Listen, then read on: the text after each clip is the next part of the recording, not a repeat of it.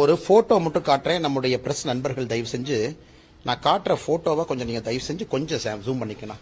அங்க யாரோ ஒருத்தர் மாஸ்க் போட்டு ஒருத்தர் நிக்கிறார் பாருங்கன்னா, யாரோ ஒருத்தர் நம்ம வெங்கடேசன மாதிரியே தெரியுறாரு பாக்குறதுக்கு. எனக்கு இவர்தான் மதுரை எம்பி. வெங்கடேசன மாதிரி ஒருத்தர் மாஸ்க் போட்டுட்டு செங்கோலை பிடிச்சிட்டு ஒரு மேயர் கையில செங்கோலை பிடிச்சிட்டு நிக்கிறார் பாருங்க. அவரு பிடிஆர் அண்ணன், அந்த கார்பரேஷனுடைய கமிஷனர், மேயர்லாம் அது செங்கோல் மாதிரி இருக்கானா இல்ல குச்சி மாதிரி இருக்கா? அது செங்கோல் மாதிரி இருக்கு. நேரு அவர்கள் பயன்படுத்திய கைத்தறி மாடு இல்ல. இன்னைக்கு இதே எம்பி பாராளுமன்றத்தில் போய் வீரவசனம் பேசிட்டு இருக்கார். செங்கோல் என்றால் பெண்களை அந்தப்புறத்திலே அடிமைப்படுத்துவது. அப்ப இங்க இருக்கக்கூடிய பெண் மேயர் கையில வெங்கடேசன் அவர்கள் ஒரு செங்கோலை கொடுத்திருக்காங்க. அப்ப இந்த பெண் மேயரை அடிமைப்படுத்துற மாதிரி அர்த்தமா? நான் தலைவருவான எந்த வார்த்தையும் பயன்படுத்த விரும்பல. ஆனால் இன்னைக்கு தமிழகத்தினுடைய அரசியல்வாதிகளுடைய நிலைமை எப்படி ஆகி போச்சுன்னா, அந்தந்த இடத்துல புதுசா ஒரு லாஜிக்கை இன்வென்ட் பண்ணி பேசுறது. உதாரணத்துக்கு மதுரையினுடைய மாண்புமிகு எம்பி வெங்கடேசன் அவர்கள் பாராளுமன்றத்தில் செங்கோலை பத்தி புதுசா ஒரு லாஜிக், நீங்க வேற எதாவது சொல்லுங்க, நான் ஏத்துக்கிறேன். ஆனா ஒரு செங்கோல் கொடுக்கக்கூடிய நிகழ்வுல நீங்க பங்கேற்றிருக்கிறீங்க, அதுல ஒரு திமுக மேயர் சம்பந்தப்பட்டிருக்காங்க. அப்ப நீங்க செங்கோலை கையில பிடிக்கல, அது தப்பு இல்ல. ஆனா இதே பாராளுமன்றத்தில் நரேந்திர மோடி அவர்கள் செங்கோலை வச்சா அது தப்பு. இதைத்தான் தொடர்ந்து நான் பாரதிய ஜனதா கட்சியில் இருக்கக்கூடிய தலைவர்கள் சொல்லிக் கொண்டிருக்கின்றோம். இதுதான் இவர்களுடைய அரசியல் போலி முகத்திரை. இதை தாண்டி செங்கோலை ஐயன் திருவள்ளுவர் அவர்கள் ஒரு சிறப்பு அதிகாரமே கொடுத்திருக்காங்க. 10 குறள் செங்கோலுக்கு இருக்கு.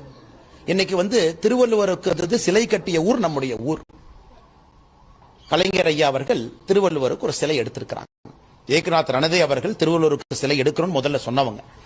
இன்னைக்கு ஐயன் திருவள்ளுவர் 10 குறளை செங்கோலுக்கு கொடுத்திருக்காங்க. அப்ப அதை தவறுன்னு சொல்லாமா?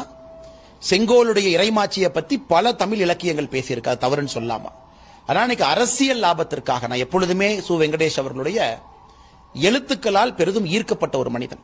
அவருடைய காவல் கோட்டமா இருக்கட்டும், அவர் எழுதிய புத்தகமா இருக்கட்டும், விரும்பி படித்த ஒரு மனிதன். எழுத்தாளராக அது வேற. ஆனா இன்னைக்கு அரசியல்வாதியாக ஆளும் கட்சியை சப்போர்ட் பண்ணி ஆகணும், திமுக காங்கிரஸ் டிக் மார்க் வாங்கணும், அவங்களாலதான் நம்ம மதுரையில ஜெயிக்கிறோம், அவங்களை கைவிட்டு விடக்கூடாது என்பதற்காக சு வெங்கடேசன் அவர்கள் பேசக்கூடிய அந்த கருத்து கொஞ்சம் கூட ஏற்புடையது இல்லை. இது தமிழக மக்கள் பாக்குறாங்க. நான் ஒரு போட்டோ காமிச்சா மக்கள் பாக்குறாங்க. இது மக்கள் முடிவு செய்யட்டும். யார் பிற்போக்குத்தனமான அரசியல அந்த இடத்துக்கு பேசுவதற்காக பேசுகிறோம், தமிழக மக்கள் முடிவு செய்யட்டும்.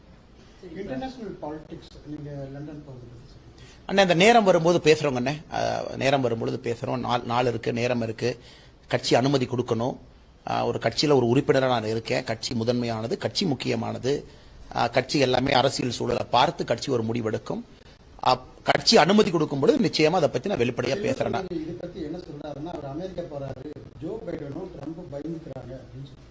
அப்படியா? அந்த அளவுக்கு நான் உயர்ந்துட்டேன்னா அப்ப செல்வ பிறந்தேவர் மாதிரி நான் ஒரு பேட்ட ரவுடியா இல்லாம இருக்கிறேனே. செல்வ பிறந்தேவர் மாதிரி ஒரு ஹிஸ்டரி ஷீட்டரா, ஒரு குண்டாவா? இதற்கு முன்பு அவர் இருந்த கட்சியில போய் காங்கிரஸ் அலுவலகத்தை தாக்கி விட்டு இன்னைக்கு அதே அலுவலகத்துல அந்த கட்சியினுடைய தலைவராக உட்கார்ந்திருக்கார். அதாவது கர்ம வீரர் காமராஜர் ஐயா இருந்த கட்சி எல்லாம் பாருங்க. அந்த எந்த கட்சியில எப்படிப்பட்ட மனிதர்கள் அமர்ந்திருக்கிறாங்க. அதனால தமிழக மக்கள் என்னை செல்வ பிறந்தேவர் போற 3ஆம் தர ரவுடி என்று சொல்லாமல் இந்த மாதிரி அங்க போறாரு இங்க போறோம்னு சொன்னா நான் பெருந்தன்மையை ஏத்துக்கிறேங்கண்ணா.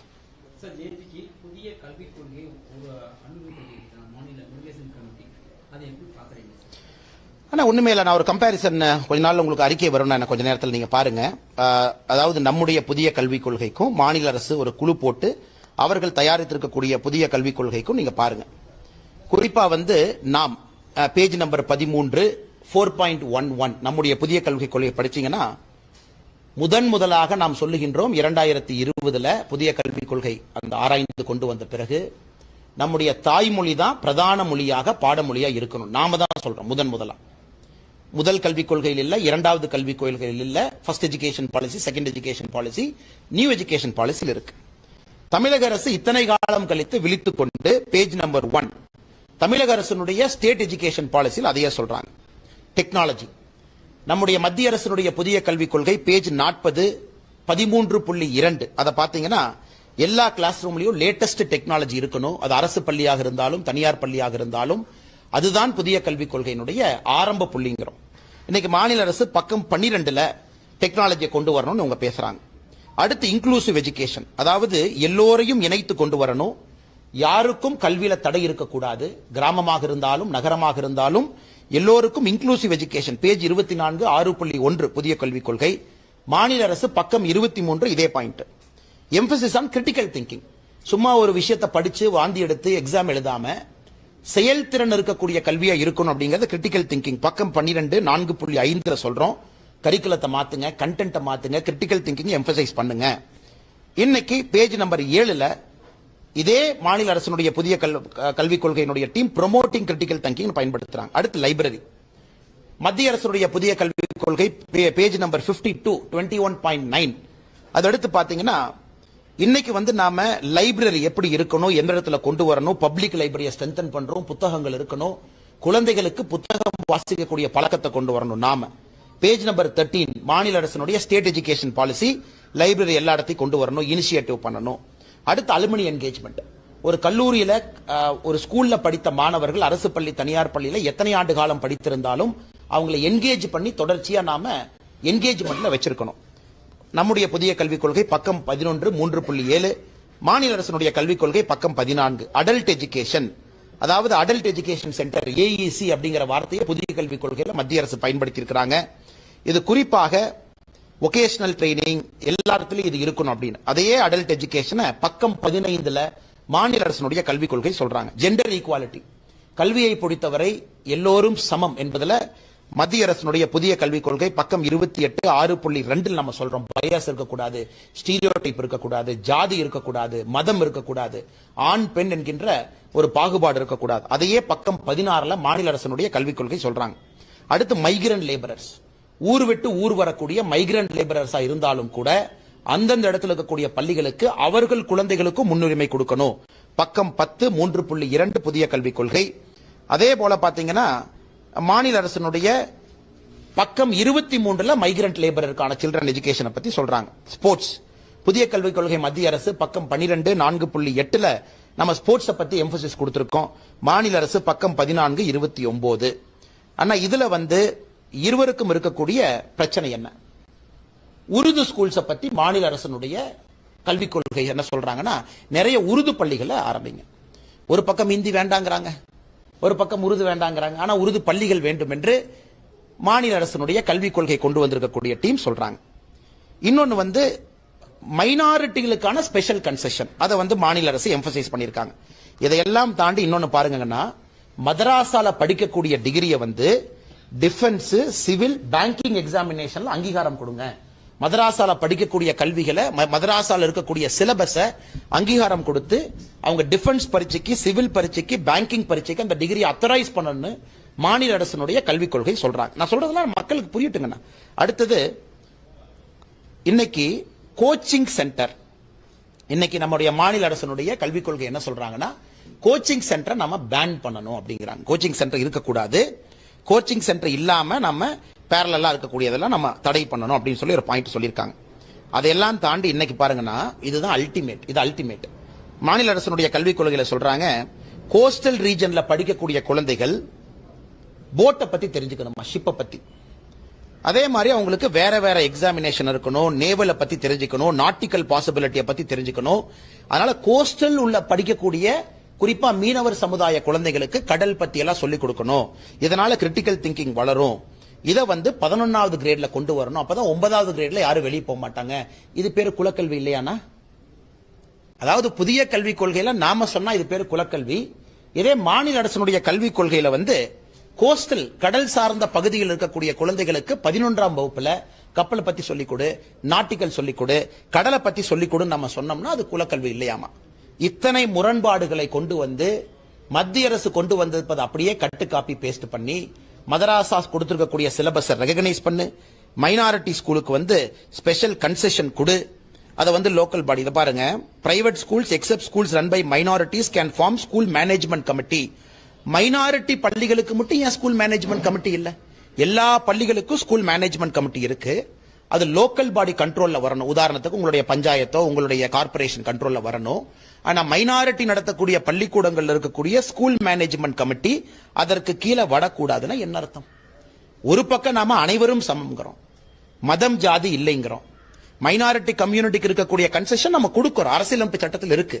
ஆனா அங்க இருக்கக்கூடிய ஸ்கூல் மேனேஜ்மெண்ட் கமிட்டி கூட லோக்கல் பாடிக்கு கீழே வரக்கூடாது என்று சொன்னால் இது எந்த அளவுக்கு மைனாரிட்டி அப்பீஸ்மெண்ட் நோக்கி திமுக அரசு போகுது என்பதற்கு அவர்களுடைய ஸ்டேட் எஜுகேஷன் பாலிசி ஒரு உதாரணம். அதுல முக்கியமாக மதராசா அங்க இருக்கக்கூடிய சிலபஸ் பேங்கிங் டிஃபென்ஸுக்கு அங்கீகாரம் கொடுங்க, அது ஒரு உதாரணம். இதையெல்லாம் தாண்டி கோச்சிங் சென்டரை கிளாம்ப் டவுன் பண்ணுங்க. இது எந்த அளவுக்கு ரியலிஸ்டிக்கலி பாசிபிள்? நீ வந்து கவர்மெண்ட் ஸ்கூல்ஸ் ஒழுங்கா நடத்தினா குழந்தைங்க கோச்சிங் போறாங்க, கவர்மெண்ட் ஸ்கூல்ல ஒழுங்கா நடத்தினா ஏன் கோச்சிங் போறாங்க? அதனால நீ செய்ய வேண்டிய வேலை என்ன? மாநில அரசு கவர்மெண்ட் ஸ்கூல்ல ஒழுங்கா நடத்துங்கன்னு தான் நம்ம கேட்கிறோம். இதை தாண்டி குலக்கல்வி, கடற்கரை ஓரத்தில் இருக்கக்கூடிய குழந்தைகளுக்கு கப்பல் சொல்லிக் கொடுப்பாங்க, நாட்டிக்கல் இது சொல்லிக் கொடுப்பாங்க, கடல் பத்தி சொல்லிக் கொடுப்பாங்க. ஆனா அதை நான் குலக்கல்வின்னு சொன்னா உடனே கோவம் வந்துடும் உங்களுக்கு. அதனால் நம்முடைய மீடியா சேனல் மூலமாக தமிழக மக்களுக்கு நாங்கள் சொல்லிக் கொள்வது, மத்திய அரசினுடைய புதிய கல்விக் கொள்கையில என்ன தப்புன்னு இதுவரைக்கும் அவங்க சொல்லல. இதுதான் அல்டிமேட்டுங்க. அதாவது மாநில அரசினுடைய கல்விக் கொள்கை சொல்லிட்டீங்க, மத்திய அரசினுடைய கல்விக் கொள்கை அரசியலமைப்பு சட்டத்திற்கு எந்த விதத்திலே முரண்பாடு என்பதையும் அவங்க சொல்லியிருக்கணும்ல. அதை ஏற்க மாட்டேன், இதைத்தான் நான் ஏற்க போறேன். அடுத்தது டிஸ்பியூட்டுங்க, பொலிட்டிக்கலி டிஸ்பியூட் பண்ணலாம். எஜுகேஷன் எங்க இருக்கணும்? அது வந்து கன்கரண்ட் லிஸ்ட்ல இருக்கணுமா, ஸ்டேட் லிஸ்ட்ல இருக்கணுமா, டிஸ்பியூட் பண்ணலாம். அதை மாத்தினது யாரு? காங்கிரஸ் கட்சி. அதை டிஸ்பியூட் பண்ணலாம், அது வேற. அது ஐடியாலஜிக்கலா விட்டுருங்க. பொலிட்டிக்கல் இதுக்குள்ள நான் போக விரும்பல. நான் வேண்டும் என்று சொல்வேன், திமுக வேண்டாம் என்று சொல்லலாம், அவர்களுடைய உரிமை. நான் கேட்பது, நீங்க டைப் அடித்திருக்கிற ரிப்போர்ட்ல இருக்கக்கூடிய முரண்பாடுகள் நாங்கள் சுட்டிக்காட்டிக் கொண்டிருக்கின்றோம். பார்லிமெண்ட்ல ராகுல் காந்தி சிவன் படத்தை வச்சுட்டு பிஜேபி அப்படிங்கிற மாதிரி பேசியிருக்காரு. பயங்கரமான அமளி. ஆனா ஒண்ணு, ராகுல் காந்தி அவருக்கு வாய் இருக்கு, பார்லிமெண்ட்ல அவர் பேசணும். கிளாப் தட்டுறக்கு நம்ம திமுக எப்படி கொத்தடிமைகள்னு அந்த எம்பி எல்லாம் சொன்னமோ அதுபோல அங்கேயும் கொத்தடிமையில் இருக்கிறாங்க, அவங்க வந்து கை தட்டணும். இது வந்து உலகத்தில் நம்ம தொடர்ந்து பார்க்கிறது தான். ஆனால் ராகுல் காந்தி அவர்கள் பேசுவதை சீரியஸா எடுத்துக்க வேண்டாம் என்பது எப்பொழுதும் நான் சொல்லக்கூடிய கருத்து. ஒரு தலைவராக அவருடைய கருத்து சொல்றாரு, அதை ஏற்பதும் ஏற்காததும் மக்களுக்கு விட்டுறோம். அதே நேரத்தில் அவர் சொல்லி இருக்கக்கூடிய பொய்களை நாங்கள் எடுத்து சொல்றோம். ஏன்னா பொய்யை சொல்லும் பொழுது ஒரு எதிர்க்கட்சி தலைவராக, நார்மல் ராகுல் காந்தியா இருந்தா பரவாயில்ல, அவர் வயநாடு எம்பியா இருந்தா பரவாயில்ல, ரேபரேலி எம்பியா இருந்தா பரவாயில்ல, இன்னைக்கு அவர் ஒரு அரசியலமைப்பு சட்டத்திலே அங்கீகாரம் பெற்றிருக்கக்கூடிய எதிர்க்கட்சி என்கின்ற தலைவர் என்கின்ற அந்தஸ்து இருக்கு. அதாவது அக்னிபத்துல யாராச்சும் மாட்டிராயிட்டாங்க, அக்னிபத் ஸ்கீம்ல உள்ள போய் இறந்தவங்களுக்கு இதுவரை பணமே கொடுக்கல அப்படின்னா, ஒரு அக்னிபத்துல இறந்து போன குடும்பம் அன்னைக்கே பிரஸ் மீட் பண்ணி ஐயா 1,10,00,000 ரூபாய் பணம் கொடுத்துட்டாங்கன்னு சொல்லும் பொழுது இவர் மேல என்ன நடவடிக்கை எடுக்கணும்? சபையிலே பொய் சொல்லியதுக்கு நடவடிக்கை எடுக்கணுமா? சபையில் இருக்கக்கூடிய மெம்பர்ஸ் எல்லாம் மிஸ்கைட் பண்ணதுக்கு நடவடிக்கை எடுக்கணுமா? அதை தாண்டி ஒரு ஹிந்து, முஸ்லீம், கிறிஸ்டியன் உங்களுக்கு தனிப்பட்ட முறையில் கருத்து இருக்கு. ஆனா பிஜேபியில் இருக்கிறவங்க ஹிந்துக்களே இல்லைன்னா கோவம் வரத்தானே செய்யும். உங்களுக்கு நீங்க சொல்லிக்க, காங்கிரஸ் இருக்கிறவங்க ஹிந்து இல்ல, கிறிஸ்டியன் இல்ல, முஸ்லீம் இல்ல, அது உங்க தனிப்பட்ட கருத்து. பிஜேபி கட்சியை பார்த்து பிஜேபி கட்சியில் இருக்கிறவங்க ஹிந்துக்கள் இல்லை, ஹிந்துக்கள்னா இப்படி, ஹிந்துக்கள்னா அப்படின்னு ஒரு புது டெபினிஷன் கொடுக்கிறார். இங்க எல்லாம் ஹிந்து மதத்திலே பிறந்து, ஹிந்து தந்தை தாய்க்கு பிறந்து, ஹிந்து கோயில்ல போய் எங்களுக்கெல்லாம் பேர் வச்சு, குலதெய்வம் கோயில்ல மொட்டை அடிச்சு, குலதெய்வம் கோயில்ல கெடா வெட்டி பிறந்த நாங்க ஹிந்துவை பத்தி பேசுறதுக்கு உரிமை இருக்கா? இல்ல ராகுல் காந்தியினுடைய பாரம்பரியத்தில் வந்த ஒருத்தருக்கு ஹிந்துவை பத்தி பேசுறதுக்கு உரிமை இருக்கா? நான் மக்கள் மன்றத்தில் வைக்கிறேன். ஆனால் மறுபடியும் சொல்லுகின்றேன், நான் எல்லா மதமும் சமம் தான். அதே பாராளுமன்றத்தில் ராகுல் காந்தி அவர்கள் கிறிஸ்தவர்களை பற்றியோ இஸ்லாமியர்களை பற்றி தரையுறவாக பேசியிருந்தால் மறுபடியும் நான் இதே கேள்வியை தான் கேட்டிருப்பேன். அதனால் உங்களுக்கு அது தெரியாத விஷயத்தை ராகுல் காந்தி ஏன் பேசணும்? நம் கட்சியை பார்த்து ஏன் சொல்லணும்? பிஜேபியில் இருக்கிறவங்க இந்துக்கள்னா நான் பிஜேபியில் இருக்கேன், நான் டிஃபெண்ட் பண்ண வேண்டிய கட்டாயம் எனக்கு இருக்கு. உண்மையான இந்து என்பவன் இஸ்லாமியத்தையும் மதிக்கணும், கிறிஸ்தவனையும் மதிக்கணும். நாங்களாம் கோயில்ல பிறந்து மொட்டை அடிச்சு பேர் வச்சு குலதெய்வ வழிபாடு செஞ்சு பிறந்து வந்து நின்று பேசிக் கொண்டிருக்கின்றோம். என்னை இந்து என்று சொல்வதற்கு இல்லை என்று ராகுல் காந்தி சொன்னால் என்ன உரிமை அவருக்கு இருக்குன்னா?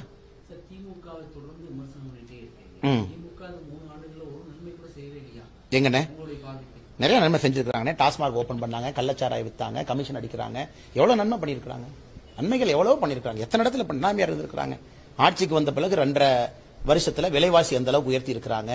பால் விலையிலிருந்து தயிர் விலையிலிருந்து உயர்த்தாம இருக்கிறாங்களா? ஒரு முதல்வருக்கு பதிலாக 3 முதல்வர் கொடுத்திருக்காங்க. எல்லா மாநிலத்துக்கும் ஒரு முதல்வர் தான். தமிழ்நாட்டுக்கு 3 பேர், 1 வாங்கினா 2 ஃப்ரீ, பையன் ஃப்ரீ, மருமகம் ஃப்ரீ. 1:2. தீபாவளி பரிசு மாதிரி. ஓட்டு போட்டது ஒரு முதல்வருக்கு, ஆனா நிக்கிறது 3 முதல்வர். நீங்க சென்னைக்கு வந்து பாருங்க, அண்ணே ஒரு ஃபைல் மூவ் பண்ணும், தம்பி ஈசிஆர் ரோடு போ சபரீஷன் பாரு, அண்ணா இந்த ஃபைல் மூவ் பண்ணும், அண்ணா நகர் போய் கார்த்திக் பாரு, அண்ணா இந்த நகர் போகணும், 8 மணிக்கு மேல உதயநிதி ஸ்டாலின் பாரு. சோ ஓட்டு போட்டது 1, ஆனா வந்தது 3. அதனால இவ்வளவு நன்மைகள் செய்திருக்கக்கூடிய திமுக நான் எப்படி நான் தப்பா சொல்லுவேன்? நல்லதுதான் சொல்லுவேன். சட்ட திருத்தங்கள் மீது வழக்கறிஞர்கள் அர்ப்பணம் பண்ணிட்டு இருக்காங்க. இதுல வந்து எடப்பாடி என்ன சொல்லிட்டு ஆங்கிலத்தில் இதை மாற்றணும் அண்ணா, எங்களுடைய கருத்துமா தான் கட்சிக்குள்ள இன்டர்னலா. நீங்க கொஞ்சம் பொறுத்துருங்கண்ணே, எல்லாமே ஒரு காலமும் நேரமும் இருக்கு. நிச்சயமாக அதுல எந்த மாற்று கருத்தும் இல்லை. அருமையான சட்டங்கள், அதுல வந்து எந்த மாற்று கருத்தும் இல்லை. நான் காவல்துறையில 9 ஆண்டுகால் பணியாற்றி இருக்கேன். நான் பல பேர்த்த அரெஸ்ட் பண்ணிருக்கேன். இருக்கக்கூடிய பிரச்சனை எனக்கு தெரியும். ஒரு பக்கம் கைதானவர்களுக்கும் ஒரு உரிமை இருக்கு, இன்னொரு பக்கம் விக்டிம்க்கு ஒரு உரிமை இருக்கு. ரெண்டையும் பேலன்ஸ் பண்ணி கொண்டு போனங்கண்ணா. இதெல்லாம் ஆங்கிலேயர்கள் எப்பவோ இயற்றிய சட்டம். 1860ங்கண்ணா. நம்ம உங்க பத்திரிகை நண்பர்கள் மூலமாக நான் சொல்லக்கூடிய கருத்து, இது யாருன்னு எழுதுனா தாமஸ் பேபிங்டன் மெக்காலே எழுதினார். இந்தியன் பீனல் கோட் எங்க எழுதினார்? தி கிரேட் ஊட்டியில் எழுதினார். இந்தியன் பீனல் கோட் இதற்கு முன்பு நாம் அந்த மாத்திய சட்டம் எழுதப்பட்டது ஊட்டியில. எப்படி வந்தாருன்னு சென்னையில் இறங்கினார் தாமஸ் பேபிங்டன் மெக்காலே. அவர் கொடுக்கப்பட்ட பணி என்ன? உட்ஸ் டிஸ்பேட்ச்னு ஒரு பணி. இந்தியாவுடைய கல்விக் கொள்கை எழுதுறதுக்கு மெக்காலே வந்தார். சென்னையிலிருந்து இறங்கி மைசூர் வழியா பல்லக்கில் தூக்கிட்டு போறாங்க. ஊட்டியில போறாரு, கூல் வெதர்னு. ஊட்டியில் உட்கார்ந்து மெக்காலே என்ன பண்றாருன்னா 2 சட்டத்தை எழுதுறார். உலகத்துல இந்தியால மட்டும்தான் கல்வியினுடைய வரை நெறியும் கிரிமினல் சட்டத்தையும் எழுதிய ஒரே மனிதர் கொடுத்த சட்டத்தை நம்ம ஃபாலோ பண்றோம். மெக்காலே தான். மெக்காலே கல்வி முறைன்னு சொல்றீங்களா? Indian penal code is written by Macaulay. அதை இத்தனை காலமா திமுக ஸ்டாலின் ஐயாக்கள தெரியலையாட்டு இருக்கு. மெக்காலே கொடுத்த ஐபிசியை வச்சுக்கிட்டு சூப்பர் சூப்பர் சூப்பர்னு ஓட்டியாச்சு. அதை மாற்றுவதற்கு முயற்சி. இந்தியன் எவிடன்ஸ் ஆக்ட் எப்ப வந்ததுங்க? Criminal procedure code 1973 major amendment. கிட்டத்தட்ட 40 ஆண்டுகளா ஒரு அமெண்ட்மெண்ட் கூட மேஜரா சிஆர்பிசில கொண்டு வரல. அதுல இருக்கக்கூடிய arrest, pre detention, trial, court, special courts, POCSO, definition of rape, mob violence, lynching, இதெல்லாம் கடந்த 10 ஆண்டுகள் நம்ம கேட்கக்கூடிய புதிய வார்த்தைகள். இது 10 ஆண்டுகளுக்கு முன்பு மாப் லிஞ்சிங் என்கின்ற வார்த்தை இல்ல, இன்னைக்கு தான் இருக்கு. ரேப்ல பல டெஃபினேஷன் வந்துருச்சு. பெனட்ரேட்டிவ் செக்ஸ் பத்திரிகையில பேசினா சரியா வராதுங்க, அது கோர்ட்ல பேசுற டெர்மினாலஜி. இன்னைக்கு ரேப்புங்கிற டெஃபினேஷனே மாறிடுச்சு. பெனட்ரேட்டிவ் செக்ஸ் என்ன மாறிடுச்சு. அதெல்லாம் புதிய பீனல் கோட்ல வரணும். இதெல்லாம் நீங்க கோர்ட்ல போய் கிரிமினல் கேஸ்ல ஒரு ரேப் கேஸ்ல உட்கார்ந்து நீங்க கோர்ட்ல கேட்டா ரேப்பே இல்லைன்னு ஆர்கியூ பண்ணுவான் டிஃபென்ஸ் லாயர். ஏன்? இது பெனட்ரேஷன் நடக்கல, ஆனால் ரேப் இல்ல. ஆனா சுப்ரீம் கோர்ட்னுடைய பல ஜட்ஜ்மெண்ட்ல இது பெனட்ரேஷன் நடக்கலன்னு அது ரேப். அதை உங்க சட்டத்துல சொல்லணும்ல. சட்டத்துல ஓட்டை இருந்தா அவங்க அதுல மாத்திருக்காங்க. இந்த டெஃபினேஷன் வந்திருக்கு. டெஃபினேஷன் ஆஃப் ரேப்பை மாத்திருக்காங்க. மாப் லிஞ்சிங், 10 பேர் சேர்ந்து ஒருத்தனை ரோட்ல போட்டு அடிச்சு கொள்றாங்க, அது மாப். அவங்களுக்கு தனித்தனியா காமன் இன்டென்ஷன் 34 வச்சு கொடுக்கிறதா? அதனால தயவு செஞ்சு அன்பான வேண்டுகோள், முதலமைச்சர் அவர்கள் முதல்ல அதை புரிஞ்சுக்கிட்டு பேசணும். இந்த சட்டம் என்னன்னே தெரியாம யாரோ எழுதி கொடுத்ததை அப்படி படிச்சு வச்சுக்கிட்டு கிரிமினல் சட்டம் சரியில்லை, இது சரியில்லை, அது சரியில்லை. அடுத்து நிறைய பேர் சொல்லக்கூடிய கருத்து ஆங்கிலத்தில் வேணும். எனக்கும் அந்த கருத்துல உடன்பாடு இருக்கு. அதனால் பொறுமையாக இருப்போம். அமித்ஷாஜி அவர்களை பொறுத்தவரை இது பல முதலமைச்சர்களோட கருத்துக்கள் எடுத்து உள்ளெடுத்தாங்க, எல்லார்த்தையும் கேட்டு உள்ளெடுத்தாங்க. 170க்கும் மேற்பட்ட சிட்டிங்ஸ் நடந்திருக்கு. மேஜர் அமெண்ட்மெண்ட் பண்ணி கேபினெட்ல அமெண்ட்மெண்ட் பண்ணி மறுபடியும் கொண்டு வந்திருக்காங்க. 9 மணி நேரம் லோக்சபா ராஜ்யசபால டிபேட் பண்ணிருக்காங்க. இவங்க சண்டை போட்டு வெளியே போனதுக்கு நாங்க பொறுப்பானா? 9 மணி நேரம் இந்த சட்டம் டிபேட் நடந்திருக்கு. அதனால முறையான அரசியலமைப்பு சட்டத்தின்படி இவ்வளவு வேலைகள் நடந்துதான் இந்த 3 சட்டங்கள் 3 லா இன்னைக்கு சட்டமா நம்ம கண் முன்னாடி இருக்கு. இன்னைக்கு இது உச்சரிக்கக்கூடிய வார்த்தைகள் அதை தமிழ் கொண்டு வரணுமா? அதெல்லாம் பொறுத்திருந்து பாருங்க. நான் மோடி ஐயாவை பொறுத்தவரை, அமித்ஷாஜி அவர்களை பொறுத்தவரை கட்சியிலிருந்து நாங்களும் சில வேண்டுகோளை வைத்திருக்கின்றோம். நிச்சயமா நிறைவேற்றம் போறாங்க. 4 மாநகராட்சி மேயர்கள் மாற்றப்படுவதாக தகவல் கோயம்புத்தூர் மேயர் இருக்காங்களா? இப்படியாண்ணே இப்பதான் முழிப்பு வந்துச்சு அவங்களுக்கு. அண்ணே எனக்கு அதை பத்தி அவங்க உள்கட்சி பிரச்சனை, நாங்க அது போக விரும்பலன்னா.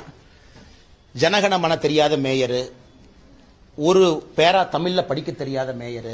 நான் சொல்ல பத்திரிகை நண்பர்கள், நீங்க ப்ரொசீடிங்ஸ் ஆஃப் மேயர் நீங்க பாக்குறீங்க, ஆபீஸ போய் பாக்குறீங்க, அந்த பட்ஜெட் பிரசன்டேஷன் அப்ப மேயர் பேசுறதெல்லாம் நீங்க பாக்குறீங்க, அதெல்லாம் நீங்க பாக்குறீங்க. நீங்க முடிவு பண்ணிக்கங்க. இவங்க மேயரை டம்மி மேயரா இன்டென்ஷனலா போட்டிருந்தாங்க. ஏன்? மேயர் பேரை வாங்கிட்டா எம்எல்ஏக்கு மரியாதை இருக்காது, உதயநிதி அண்ணனுக்கு மரியாதை இருக்காது. உதயநிதி அவர்களை தவிர எல்லாத்தையும் உதயநிதி அண்ணன் அறிவாளியா காட்டினா எப்படின்னு சுத்தி இருக்கவங்கள முட்டாளா போடும். இது வெரி ஏஜ் ஓல்டு டெபினிஷன். பாரம்பரிய குடும்ப கட்சியில உதயநிதி ஸ்டாலின் அறிவாளியா காட்டணும்னா அமைச்சரை முட்டாளா போடு, மேயரை முட்டாளா போட்டா உதயநிதி ஸ்டாலின் ஆட்டோமேட்டிக்கா அறிவாளியா தெரிவார். இதைத்தான் திமுக ஃபாலோ பண்றாங்க. அதனால இன்னைக்கு மக்களே வெதும்பி கிடக்கின்றார்கள். செயல்படாத மேயர்களை கொடுத்துட்டு மறுபடியும் நாங்க மாத்திரம் ஒரு டிராமா ஆரம்பிச்சிருக்காங்க. அவங்க இந்த கட்சியா இந்த குரூப்பா அந்த குரூப்பா அதுக்குள்ள போக விரும்பலீங்கன்னா நீங்க அந்த அடிப்படையில பார்த்தா தூத்துக்குடியில இருந்து ஆரம்பிக்கணும். அக்கா அமைச்சர், தம்பி மேயர், ஒரு ஊர்லயும் போய் அப்படியே கிண்டி கிளறி பாருங்கன்னா மேயர் என்ன செய்யறாங்க. திருநெல்வேலியில வெள்ளம் வந்துருச்சு, மேயர் சேலத்துல பந்தல் போட்டுட்டு இருக்காரு, இளைஞரணி பந்தல் உதயநிதி ஸ்டாலின். அங்க வெள்ளம் மக்கள் கிடக்குறாங்க, மேயரை காணோம். எங்கேயா மேயரை காணோம்னா அண்ணா சேலத்துல போய் பந்தல் போட்டுருக்காரு. இந்த மாதிரி மேயர் வச்சுக்கிட்டு இன்னைக்கு இவங்க நமக்கு வேக்கானம் சொல்றாங்க, இந்த குரூப் அந்த குரூப், அதனால 4 மேயரை மாத்திரம். அப்புறம் ஏதோ டிஆர்பி ராஜா ஏதோ பிஆர்ஓ ஏதோ அவங்களுக்கு அனுப்பிச்சாங்க, யாரோ அனுப்பிச்சாங்களே, அந்த கேள்வியில இல்லையானே? ஏதோ சென்னை ஏர்போர்ட்டை பத்தி ஏதோ சொன்னாங்க, அதுக்கே அது பிஆர்ஓ, அந்த டிஆர்பி ராஜா பிஆர்ஓ அனுப்புறது எக்ஸ்பிளனேஷன் கேட்டீங்கன்னா அதையும் கொடுத்துட்டோம்னா எல்லாம் மீடியா கொடுத்துருங்க, அதை ஓபன் பண்றேன் பாருங்க. ஆனா இன்னைக்கு 2 விஷயத்தை புரிஞ்சுக்கணும். தமிழ்நாட்டில் ஒரு நாய் செத்து போச்சு, அந்த நாய் பக்கத்தில் அண்ணாமலை போனார்னா உடனே திமுக என்ன சொல்லணும்னா, இந்த நாயை வண்டியை கொண்டு ஏத்தி கொடூரமாக கொலை செய்த அண்ணாமலை. எங்கேயாச்சும் ஒருத்தன் மாட்டினானா அண்ணாமலையிட்ட ஒரு புகைப்படம் எடுத்திருந்தா உடனே அண்ணாமலை. எலி செத்தால். அடுத்து இன்னொன்னு ஆச்சரியம், ஏர்போர்ட்டுக்குள்ள கடைகளை மிரட்டி அண்ணாமலையின் பெயரில் பணம் வசூல் செய்தார் எழுதியிருக்காங்க. ஆனா ஏர்போர்ட்ல பெட்டி கடையானே, அது டிஆர்பி ராஜாக்கு வெளியே இருக்கிற மாதிரி வெத்தலை கடையா? கத்தி எடுத்து நான் திமுக பேட்டரவுடி வந்திருக்கேன், நான் தான் கிளை தலைவர், நீங்க 10 ரூபா கொடுக்கலனா கொலை அறுத்துருவேன்னு சொல்ற காலமானே. ஏர்போர்ட்டுக்குள்ள போய் நான் அண்ணாமலை ஆள் வந்திருக்கேன், இங்க பாரு நான் வந்து ஒரு பேட்டர் ரவுடி, நீ வந்து 10 ரூபா நான் கொடுக்கலனா அப்படின்னு. என்னன்னே கதை. 1970 ஆரம்பிச்ச அதே கதையை தமிழ்நாட்டில் எவன் குற்றம் செஞ்சாலும் அண்ணாமலை, தமிழ்நாட்டில் எவன் போனா அண்ணாமலை, ஒரு போட்டோ அண்ணாமலை எடுத்துட்டு அண்ணாமலை. இதுதான். அதனால நான் ஒரு விஷயத்தை தெளிவுபடுத்த விரும்புறேங்கண்ணா, என்னதான் நீங்க அதை பண்ணா கூட மக்கள் பார்த்து கொண்டிருக்கின்றார்கள். ஏன் உங்களுக்கு இவ்வளவு டெஸ்பிரேஷன்? எங்கே எது நடந்தாலும் அதை கொண்டு வந்து என்னுடைய தலையில கனெக்ட் பண்றதுக்கு. எனக்கு கோயம்புத்தூர் உங்களுக்கு அனுப்பிச்சாங்கன்னு ஒரு பத்திரிகை நம்பர் சொன்னாருன்னா, டிஆர்பி ராஜாவோட பிஆர் அனுப்பிச்சாரு, அதுக்கு பதில் சொல்லுங்க. நான் அதையும் சொல்லிட்டேங்கண்ணா. வேற ஏதாச்சும் கேள்வி இருக்குங்களா? நன்றி அண்ணா, எல்லாத்துக்கும் கொடுத்துருங்கண்ணா. டீ சாப்பிட்டு போங்கண்ணா.